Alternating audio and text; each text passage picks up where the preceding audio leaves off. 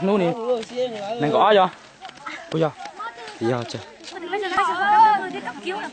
ký rồi bây giờ họ đang đi đưa người bà con chúng tôi đang đưa người mà bị thương mà chính quyền địa phương đang dùng thuốc phun và dùng cối điện đập diệt bà con và có người bị thương, đó là ma thì sợ. Bây giờ bà con chúng tôi khiêng xuống nhưng mà bà con chính quyền địa phương không cho khiêng xuống, mà đến dọc đường chính quyền địa phương cán bộ đã dùng thuốc độc phun bà con chúng tôi ở đây, xong là có người bị ngất, xong là có người có khi bị ngất, mà có người chảy cả máu vào máu tay này, chảy máu cho nó cũng chảy vào, thằng nào cũng bị xước vào đâu, cả mặt cả mũi, có người thì bị chảy máu hết. Bây giờ bà con đang nằm tất cả ở đây, những người là những số mà bị những chính quyền địa phương phun thuốc độc vào. Bây giờ bà con đang nằm ở đây trên dọc đường ở đây.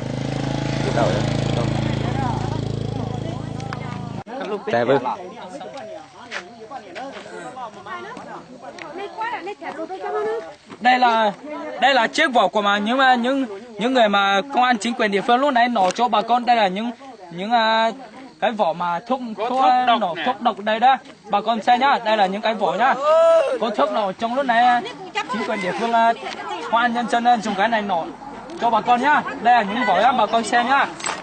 Đây là những chiếc vỏ nhá, mà lúc nãy nổ ấy. Cho tôi lên chưa? Phi tôi lên chưa? Tay lên tiền đấy.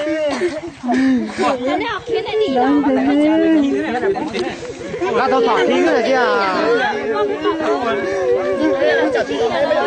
Anh tay từ từ nào? Anh tay từ từ nào? Cái nào? Quay cái đầu.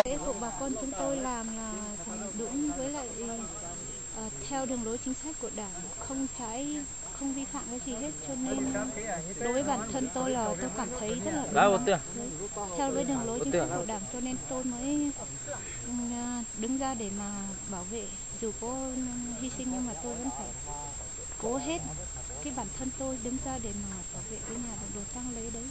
Nhưng mà bởi vì đi cứu cái em Lý Văn Bình mà tôi đã bị đánh vào lưng bao gậy, cho nên tôi đã ngất đi, và tôi không biết là cái nhà với lại bà con là bị đánh và bị cái nhà bị đổ như nào, cho nên bây giờ tôi rất là muốn bà con ở đây là đưa tôi lên xem cái nhà mà sáng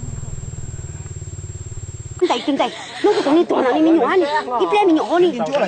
Giá tiền là tệ rất là chị hai mà hai tàu sẽ lặng có chẳng lặng nhiều mà giá trị nó chỉ kia cũng có một hết. Cái họ sợ tua gió thì khó nó. Nhà trời cứ này từ chị hai mà. Cô tiểu to ơ cho mình lúa từ kẻ lại luôn. Nó lỡ tìm lỡ y giống nhỏ.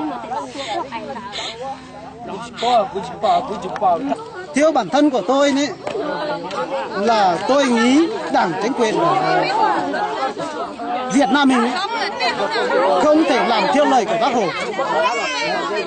Trước khi Bác Hồ 6 điều Bác Hồ dạy cho Đảng chính quyền để làm việc phải thương dân. Hôm nay bà con chỉ có đổi mới từ năm 1989 là không có gì sai phạm, chỉ có bổ một con ma chay thôi nhá. Đấy. Tại sao Đảng chính quyền lại kéo lực lượng công an tự vệ? Hàng nghìn người về đến đập phá nhà đổ đồ tang lễ của bà con và quy vào một cái nhà đồn. Thế là điều đó là bà con không nhất trí. Tại sao Đảng và chính quyền quân đội chỉ có là bảo vệ đất nước cho Việt Nam, cho bà con để làm ăn thôi? Tại sao được 30 năm trời, phải không? Không có gì chiến tranh ở chỗ nào về, thì là hôm nay vũ khí của Đảng chính quyền là không có gì tiêu rồi, mới về chiến tranh với bà con dân tộc và nhân dân. Bây giờ tôi sẽ đề nghị 10 người ở trên thế giới này cùng nhìn Đảng chính quyền Việt Nam làm như vậy có đúng hay không? Đấy, hôm nay bà con chúng tôi không có gì sai nhá.